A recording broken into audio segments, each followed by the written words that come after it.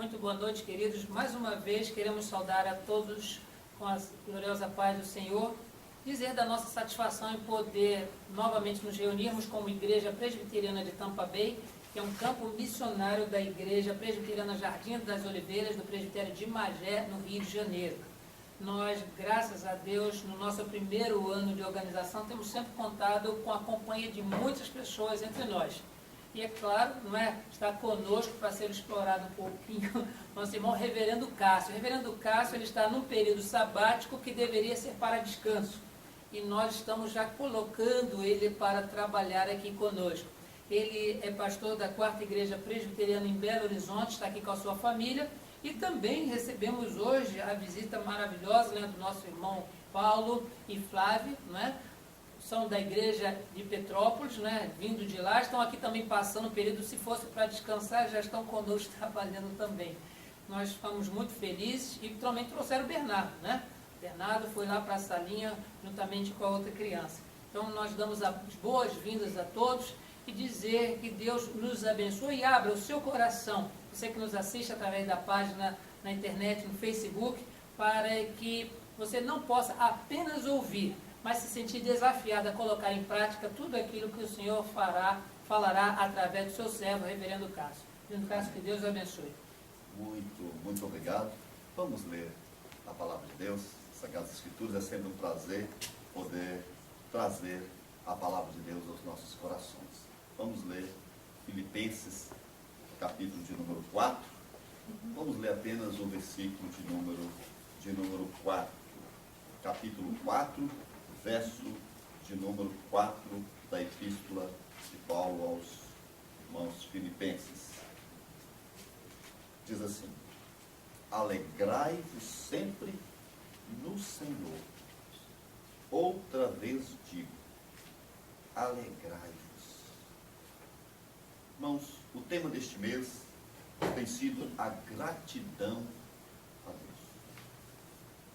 A gratidão é como uma linha que deve perpassar toda a vida do crente e o colocar diante do trono de Deus, em adoração e em louvores ao nome do Senhor. Os dicionários definem a gratidão mais ou menos como um sentimento de reconhecimento, uma emoção forte por saber que uma pessoa fez uma boa ação conosco, nos auxiliou, veio ao nosso encontro com um favor que nos deixou extremamente alegres, felizes. A gratidão é vista como uma espécie de dívida. É o ímpeto por agradecer a outra pessoa por ter feito algo muito benéfico por nós. Quando nós pensamos em gratidão, nós pensamos em tudo aquilo que alguém fez de maravilhoso para as nossas vidas. Você já experimentou receber um presente inesperado? Já experimentou receber algo que você estava ansioso por aquilo, não sabia de onde iria tirar aquele recurso, e de repente alguém veio ao seu encontro e fez algo maravilhoso em sua vida? Irmãos, acontece uma alegria inexplicável em nossos corações. E esta alegria provoca o sentimento que nós chamamos de gratidão. Quero chamar a sua atenção para o texto de Filipenses, capítulo 4, verso 4, com o fim de trazer à sua mente o significado prático da gratidão na vida do crente. A gratidão que verdadeiramente tributa glória a Deus. Diz o texto: alegrai-vos sempre no Senhor. Outra vez vos digo, alegrai-vos. A recomendação paulina para a alegria no coração do crente começa no verso 1 do capítulo de número 3. Leia comigo, por favor. Quanto ou mais, irmãos meus, alegrai-vos no Senhor. A mim não me desgosta, e é segurança para vós outros que eu escreva as mesmas coisas. Para Paulo, irmãos, a alegria do cristão começa na verdadeira postura de adoração. Nos versos 2 a 11 do capítulo de número 3, muitos crentes estavam sendo influenciados por falsos obreiros que induziam o povo a buscar obras de zelo extremo, mas de validade nula. Pois colocava na carne, ou seja, nas próprias forças, a glória de sua santidade e salvação. Falsos obreiros estavam induzindo o povo a buscar as obras da lei, firmando-se nos próprios esforços para agradarem a Deus com demonstração de firmeza. Mas Paulo reafirma a sua própria condição. Ele traz os holofotes para a sua vida e descreve-se a si mesmo. Nos versos 6, a partir do verso 6 do capítulo 3. Confira aí o que Paulo está dizendo acerca de si mesmo. Quanto ao zelo, perseguidor da igreja. Quanto à justiça que há na lei, irrepreensível. Este era Paulo. Não havia ninguém entre os falsos obreiros que pudesse ser mais habilitado para invocar a legalidade de sua própria justiça do que aquele homem. O homem que servia a Deus com tanto afinco e firmeza, que por causa deste serviço zeloso, perseguia a igreja. Um homem que, segundo a lei, era irrepreensível. E Paulo, então, chama a atenção para essa sua postura, mas afirma no verso de número 8, sim, deveras considero tudo como perda. Tudo isto que sou, tudo isto que fiz e faço, não é nada. O que Paulo queria dizer?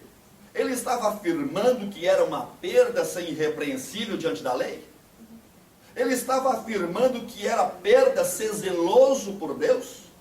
Estava porventura afirmando que era perda buscar a Deus com todas as suas forças? Nada disso. Ele está afirmando simplesmente, irmãos, que todo esforço humano para estar na presença de Deus torna-se nada quando somos expostos à sublimidade do conhecimento de Cristo. Quando nós conhecemos a Cristo verdadeiramente e como as Sagradas Escrituras o expõem aos nossos corações, tudo o que somos, tudo o que temos ou tudo o que possamos vir a ter, nada significa. Ao conhecer a Cristo, Paulo percebe que havia algo mais sublime que suas tentativas repetidas e cansativas de tentar agradar a Deus. Paulo percebe que não pode tributar glória a Deus por si mesmo. Não pode tributar glória a Deus por seus próprios esforços. Não pode tributar glória a Deus com sua pronta gratidão. Não pode tributar glória a Deus com a sua própria alegria, a sua alegria pessoal, pois nada em nós pode glorificar a Deus. O que nós temos, nossa própria justiça, é vã. Dependemos inteiramente de Cristo para estarmos diante do Deus de toda a glória. A vocação do crente é, portanto, segundo o que Paulo está escrevendo aos irmãos de Filipos, enfrentar as adversidades da vida, estando completamente imersos em Cristo. Versos 10 e 11 do capítulo de número 3, acompanhem comigo. Para o conhecer e o poder da ressurreição e a comunhão dos seus sofrimentos, conformando-me com ele na sua morte, para de algum modo alcançar a ressurreição dentre os mortos. A vida cristã é uma caminhada em busca da conformidade com o caráter de Cristo Jesus. Nesse sentido, irmãos, a gratidão pelo que o Senhor fez em nossas vidas assume em Paulo uma postura de alegria diante de todas as coisas que nos acontecem na caminhada. Ser grato para com Deus, ser pronto em perceber a grandeza do que Deus fez conosco, é estar alegre diante do Senhor e na caminhada da vida, onde enfrentamos tantas adversidades. Paulo, então, recomenda aos crentes filipenses que tenham uma atitude de alegria diante das mais difíceis situações que eles estavam passando, ou que poderiam vir a passar. A pergunta para nós nessa noite, irmãos, é: como podemos ter uma atitude de alegria numa vida tão cheia de angústias? Como podemos ser alegres? Como podemos ser gratos a Deus se tantas angústias acontecem no dia a dia? Coisas ruins verdadeiramente acontecem com pessoas boas. Coisas terríveis acontecem na vida de cristãos. Eu ainda me lembro quando pregava acerca da fé, da alegria, numa determinada igreja, um presbítero, depois do culto, compartilhou comigo a seguinte situação. Ele tinha acabado de evangelizar um jovem. E esse jovem havia se convertido a Jesus. Estava eufórico, alegre, feliz. E esse jovem, no seu trabalho, aconteceu um acidente terrível e ele acabou por ficar todo queimado. Grande parte do seu corpo estava queimado. E esse jovem foi para o hospital e o presbítero confessou a mim que ficou dias tentando ir visitar aquele jovem. Mas ele não sabia o que eu vou falar. Esse jovem acabou de se converter, tantas coisas maravilhosas poderiam estar acontecendo, um acidente tão terrível. E depois, quando ele percebeu que não tinha mais como evitar a visita, ele chegou. E quando ele entrou pela porta daquele quarto, o jovem ficou radiante e feliz. Presbítero, eu estava esperando por você. Eu tinha que te mostrar e demonstrar e falar a grande maravilha que Jesus fez na minha vida. Eu passei por um acidente tão terrível. Estou vivo. Todo queimado naquela cama. Mas alegre por haver percebido a boa mão do nosso Deus. Ter fé, irmãos, nesse sentido, não é passar por um acidente e sair ileso, sem nenhum arranhão. Mas ter fé é passar por um acidente e, ainda que perca as duas pernas, os dois braços, tenha a condição de olhar para o céu e dizer: Senhor, Tu és o meu Deus, o Rei e Senhor na minha vida. Não importa o que venha acontecer conosco, o Senhor é sempre e será sempre o Deus de toda a glória. E para Paulo, ser agradecido, ser grato, ter fé no coração, era ter uma postura de alegria por saber que o Senhor está acima das adversidades, está acima de tudo e qualquer problema. Paulo responde a essa questão, então, para nós. A questão levantada nessa noite: como podemos ter uma atitude de alegria numa vida tão cheia de angústias? Paulo, então, afirma 3 questões fundamentais da vida que precisam ser definidas pelo crente que deseja glorificar a Deus com uma atitude de gratidão em tempos de adversidade. E primeiro, eu gostaria de ler com os irmãos os versículos 27 a 30 do capítulo de número 1. Vamos buscar o capítulo de número 1, o que Paulo está afirmando aqui para nós nessa noite. Vivei acima de tudo por modo digno do Evangelho de Cristo, para que, ou indo ver-vos, ou estando ausente, ouça no tocante a vós outros, que estáis firmes em um só espírito, espírito, como uma só alma, lutando juntos pela fé evangélica. E que em nada estáis intimidados pelos adversários, pois o que é para eles prova evidente de perdição, é para vós outros de salvação. E isto da parte de Deus, porque vos foi concedida a graça de padecerdes por Cristo, e não somente de credes nele, pois tendes o mesmo combate que vistes em mim, e ainda agora ouvis que é o meu. Irmãos, a alegria do crente é uma questão de epicentro. O que eu quero dizer, o que está trazendo Paulo para nós nessa noite.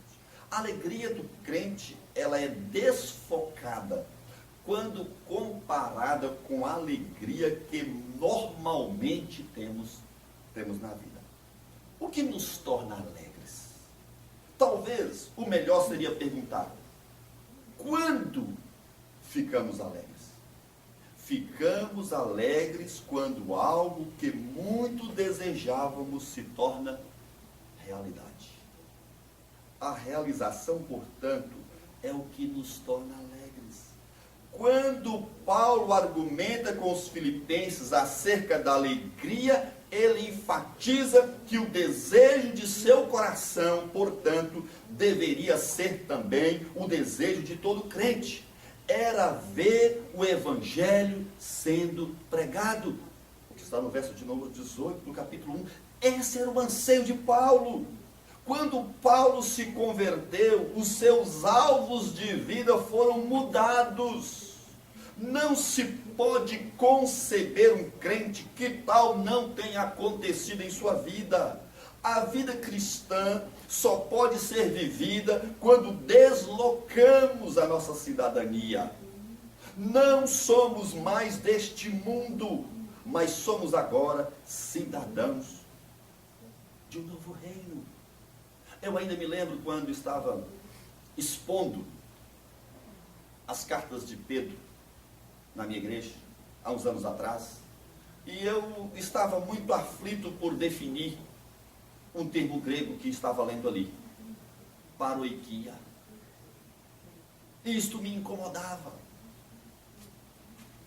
Mas um dia fui visitar um balneário onde a tia da minha esposa havia comprado um terreno, estava planejando comprar, e o dono ali daquele balneário falou comigo assim: pastor, você deveria comprar um terreno nesse lugar. Eu fiquei inquieto. Ele não deve saber como é a vida de pastor. Como é que eu vou comprar um terreno neste lugar? Mas fiquei só pensando. E então ele falou assim: olha, quando você se aposentar, você vem para aqui. Olha que lugar maravilhoso. Neste momento eu entendi o que significava paroikia. Porque eu pensei, quando eu me aposentar, eu quero voltar para a minha doce Aulinária. É de lá que eu sou. É para lá que eu quero ir. Aqui eu estou apenas de passagem. Paroikia significa exatamente isso.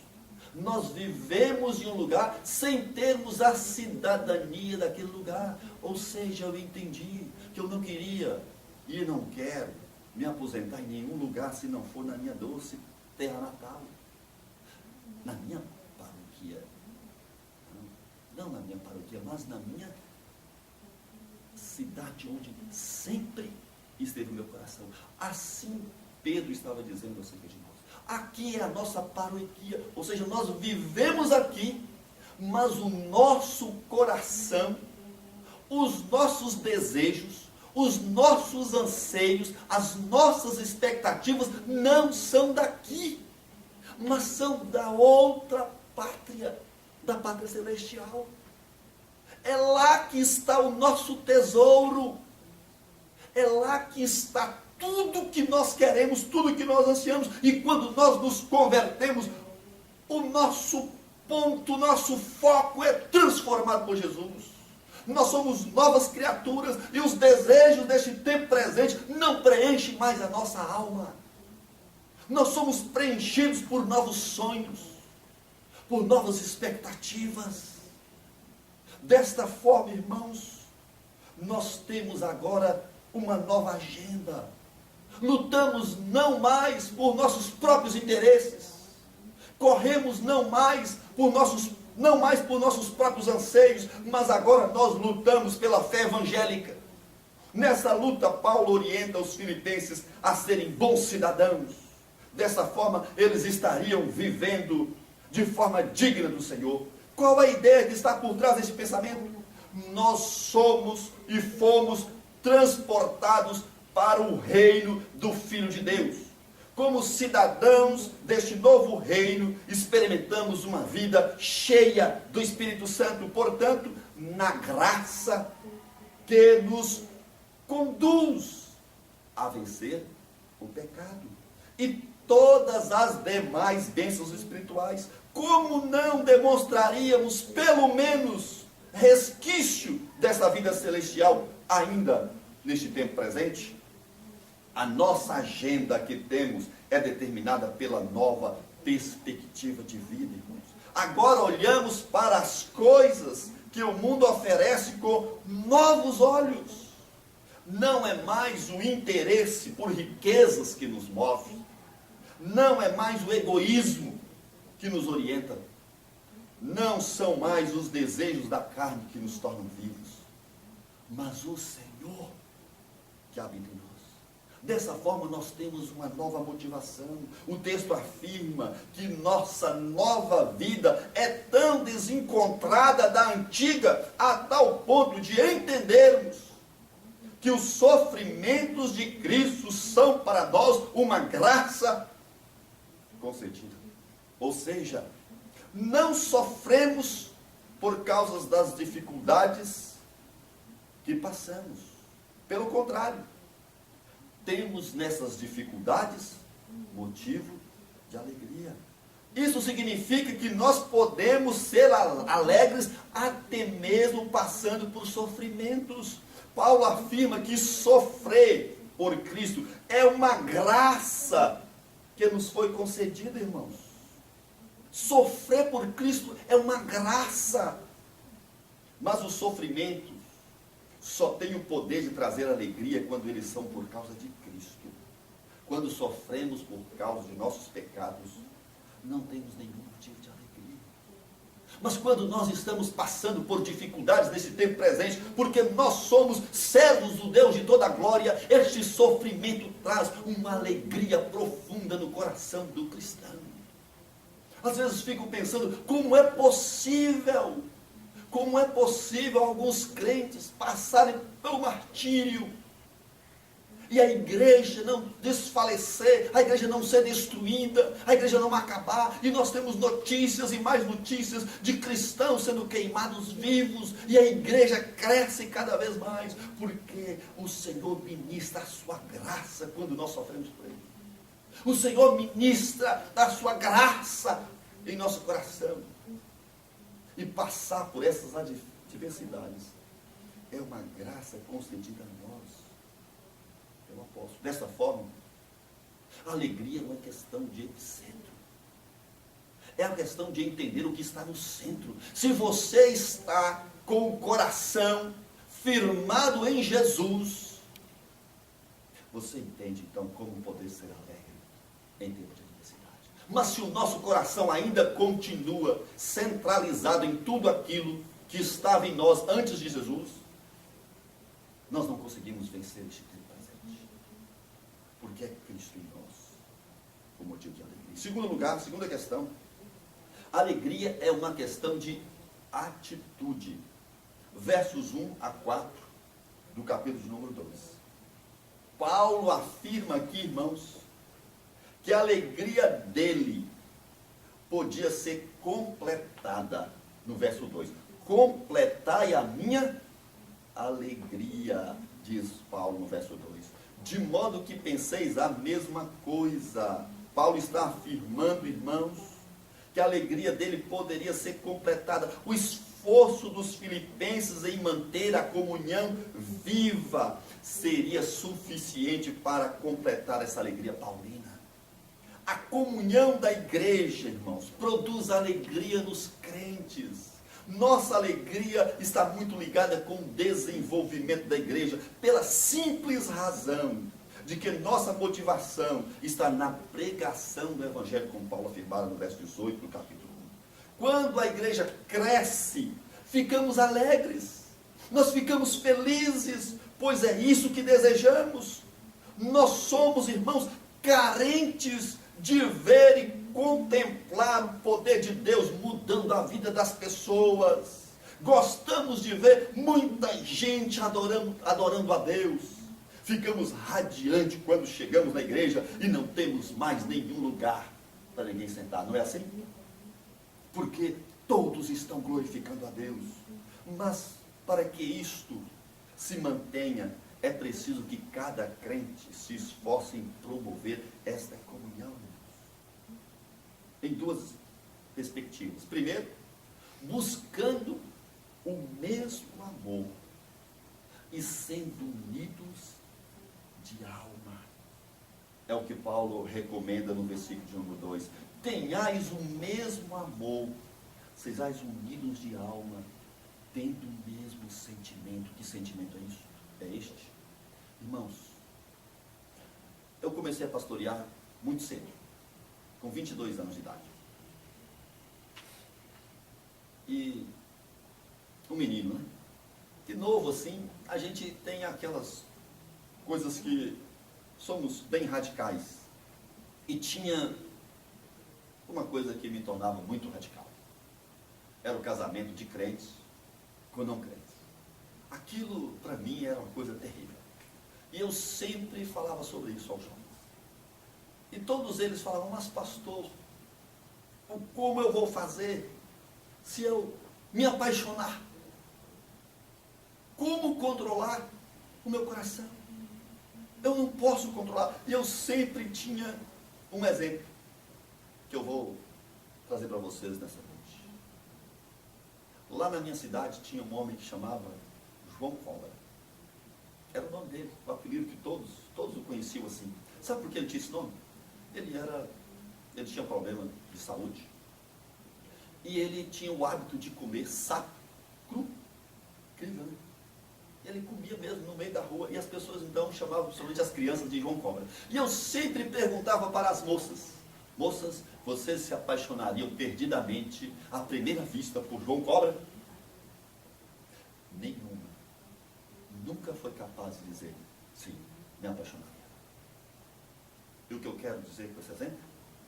Que nós podemos controlar nosso coração. Está escrito no nosso coração que ninguém jamais vai se apaixonar por um homem ou uma mulher que come sapo. Está escrito. São os nossos valores. Eles é que nos movem. Nós somos movidos por eles. E isso se aplica na questão do casamento, mas se aplica também, irmãos, na questão da nossa vida de unidade. Nós precisamos ter registrado no nosso coração, nos nossos valores, que a unidade da igreja, que o amor entre os irmãos é primordial. O que importa para nós é preservar Cristo no coração das pessoas. E Paulo estava afirmando isso num contexto de discórdias, no contexto de lutas. Contexto esse que sempre foi uma marca da igreja, tanto no contexto neotestamentário, quanto no contexto atual. Nós passamos por muitas adversidades e a nossa alegria só será verdadeira quando o nosso coração tiver um desejo profundo de promover o amor no meio da igreja. E o amor da igreja é o que contagia o coração do crente. É o que contagia o coração do crente. É o que faz o nosso coração arder. É o que nos faz alegres. Não é o dinheiro que ganhamos. Não são os cursos que fazemos. Não é a linda família que nós temos. Mas o amor de Deus no coração dos crentes e dos irmãos. É isso que inflama o coração do servo de Deus. E desta forma, nos versos 3 e 4, Paulo diz que nós devemos extinguir todo partidarismo, sendo humildes, irmãos. A alegria do crente, portanto, é uma questão de epicentro. O que está no centro do seu coração? O que você deseja? O que você quer? Qual a sua agenda? Qual a sua motivação? E uma questão de atitude. Você deve promover o amor de Deus no coração dos crentes. E por último, irmãos, a alegria cristã, Paulo afirma, é uma questão de santidade. Isso ele fala nos versículos 12 até o 18 do capítulo de número 2. A alegria cristã se torna uma realidade quando desenvolvemos nossa salvação e nos distanciamos de um terrível problema que assola nossa alma, a murmuração. Vamos ler apenas o verso número 12. Eu vou ler e me acompanhe. Assim, pois, amados meus, como sempre obedecestes, não só na minha presença, porém, muito mais agora na minha ausência, desenvolvei a vossa salvação com temor e tremor. A salvação, irmão, é desenvolvida a partir do momento que desenvolvemos nosso caráter e o apontamos para a obediência a Cristo. A vida do crente é caracterizada pela consciência de que Deus é quem opera em nós todas as coisas. Se vivemos para obedecer a Cristo, qual a razão teríamos para uma postura de murmuração? Aceitar com resignação as dificuldades da vida é ter um coração submisso a Deus. O Senhor espera que encaremos todos os percalços da vida de forma corajosa e resignada. Isto significa afirmar que não murmuramos, porque sabemos ser de Deus todas as coisas que nos acontecem. Deus é o dono de nossas vidas. O interessante é que, mesmo tendo essa consciência, o crente sabe fazer distinção entre as ações de Deus e as ações contrárias a Deus em sua vida. Nós só iremos enfrentar as adversidades quando tivermos a consciência de que Deus comanda o nosso caminhar. Deus comanda cada ação que nos acontece. É pela vontade de Deus que somos o que somos ou estamos onde estamos. E o Senhor é bondoso para nos conduzir segundo o seu bem-querer. Isso significa que coisas ruins não vão nos acontecer? Para que mais amor que o amor do Pai pelo Filho, desde a eternidade? Mas o seu Filho, o Filho do Deus de toda a glória, passou pela cruz do Calvário. Sofrimento o mais terrível de todos, por amor a Deus. E este sofrimento foi inteiramente segundo a vontade de Deus. E o Senhor foi socorro bem presente na angústia pelo qual o Filho passou por nós. Também passamos por angústias, passamos por tristezas, passamos por aflições, inclusive no cumprimento de nossos ministérios. O fato de eu ser chamado, o fato de você ser chamado para a vida eterna, o fato de você ser chamado, vocacionado para um trabalho específico, não significa que coisas ruins não vão acontecer no exercício desse ministério. Significa apenas que Deus estará contigo, seja qual for a circunstância. Significa apenas, se isso fosse apenas, que o Deus de toda a glória estará estendendo a mão. E com seus braços de amor vai estar te dando todo o afã. E isso então, irmãos, nos conduz para o verso 15 e verso 16 do capítulo 2. A alegria do crente se torna ainda mais autêntica quando ele enfrenta todas as dificuldades e se mantém firme na palavra de Deus. Ontem mesmo, estávamos vendo alguns vídeos na internet de crentes, eu ouvindo um senhor idoso cantando. Como meu coração se encheu de alegria. Não tem nada que me faz mais feliz que contemplar um ancião glorificado. Depois de tantas lutas, de tantas dificuldades, de tantas angústias, aquele homem se mantém firme na presença do Deus de toda glória. Preservando a palavra de Deus no seu coração e se preservando para o Senhor e para a sua palavra. Não se desviando nem para a direita, nem para a esquerda, mas fitando o autor e consumador de sua fé. É isso que nos torna felizes, irmão. É isso que nos torna alegres. C.S. Lewis afirma que Deus não deseja em primeira instância, em primeira mão, a alegria do crente. Isso impacta o nosso coração. Como Deus não deseja a nossa felicidade, mas diz ele, Deus deseja a nossa santidade. À luz da epístola de Paulo aos Filipenses, nós podemos interpretar esta afirmação, compreendendo que o crente só pode ser alegre, só pode ser feliz, quando assume a vida cristã como uma caminhada em busca de conformidade com o caráter de Cristo.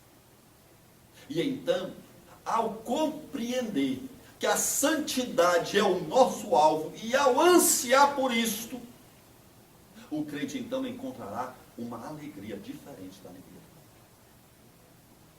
E assim, nós podemos ser felizes.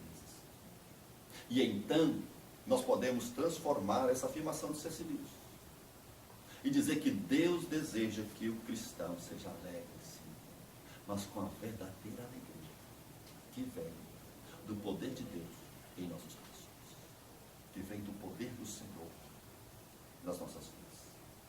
Ao fazer isso, enfrentaremos as mais difíceis situações com gratidão, porque Cristo será o centro de nossas vidas. Estaremos vivendo para a edificação da igreja e obedecendo a Cristo e perseverando na sua palavra.